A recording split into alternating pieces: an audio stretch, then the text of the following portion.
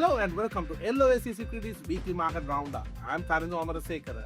And I am Megara Vijayamana. This is the sound of profitability.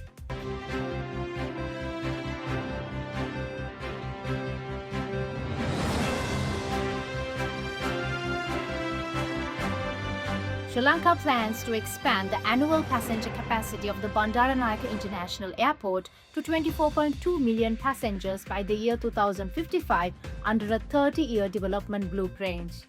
The 3-year efficiency and development plan was discussed during a pre-budget meeting chaired by President Anurakumara Dissanayake at the Presidential Secretariat to review the 2026 progress and 2027 budget allocations for the Ministry of Ports and Civil Aviation.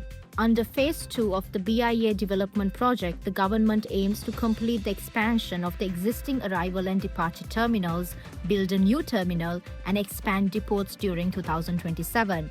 Airport services are also being digitized in collaboration with the Digital Ministry to improve efficiency. Meanwhile, the government is looking at alternative options to fix heavy financial losses at the Mattala International Airport. Sri Lanka's service sector expanded in June 2026 according to PMI data of the central bank, recording a value of 58.5 in comparison to 56.9 in the previous month. Business activity expanded in June 2026, supported by broad sectoral improvements, the central bank said. New businesses increased in the month, driven by financial services sector. The insurance, professional services and other personal services sectors also contributed to the expansion. Employment also increased as companies expanded their workforce. And now it's time for the corporate highlights.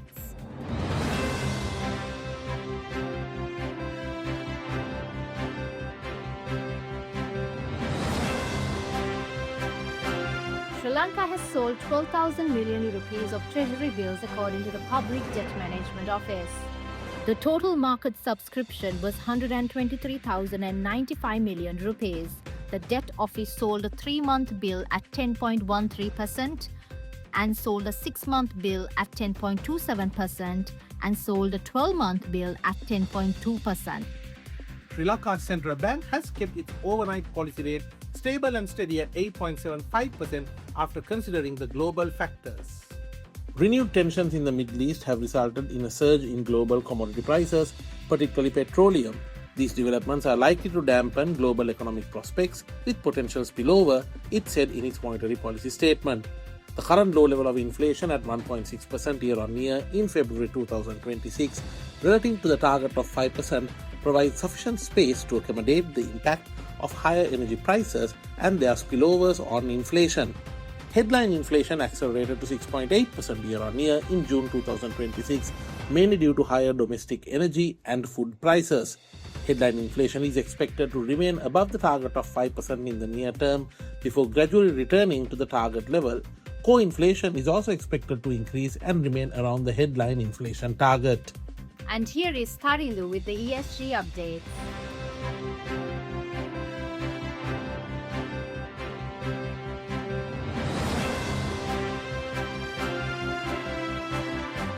World Bank Group's IFC and HSBC Bank are investing up to $40 million through financing to SAGT to modernize and decarbonize operations at Port of Colombo.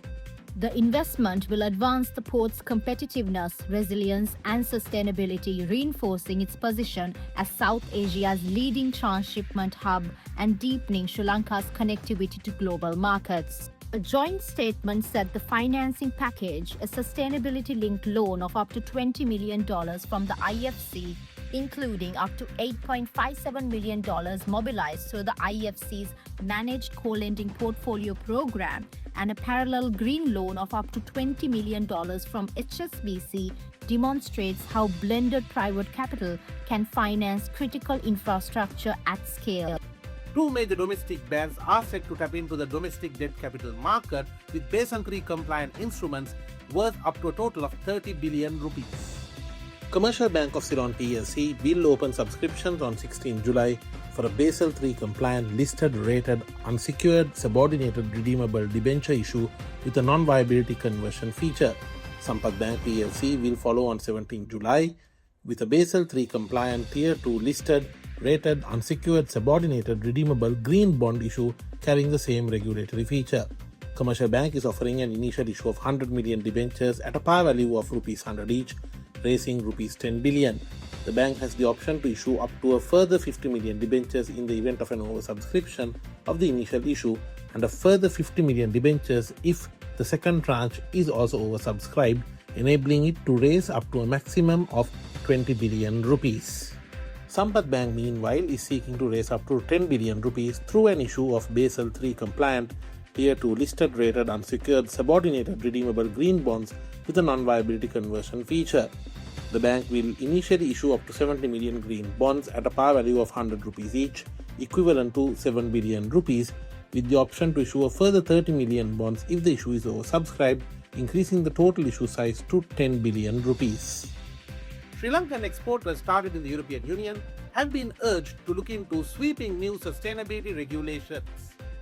Beginning September 27, 2026, companies selling goods and services into the EU will face tougher scrutiny under the Empowering Consumers for the Green Transition Directive, known as EMCO, which is designed to eliminate misleading environmental claims, commonly known as greenwashing.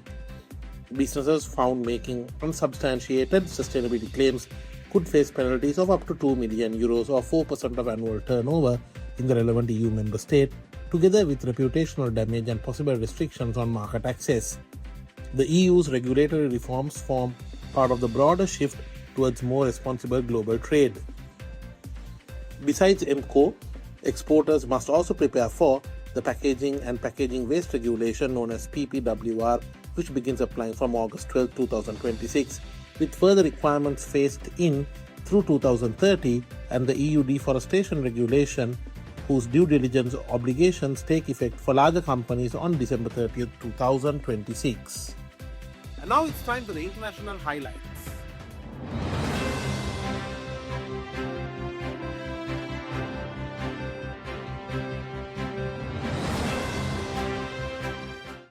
Donald Trump's administration has been forced to refund nearly $80 billion in custom duties in 2026 after the duties that he imposed were deemed unlawful and struck down earlier this year.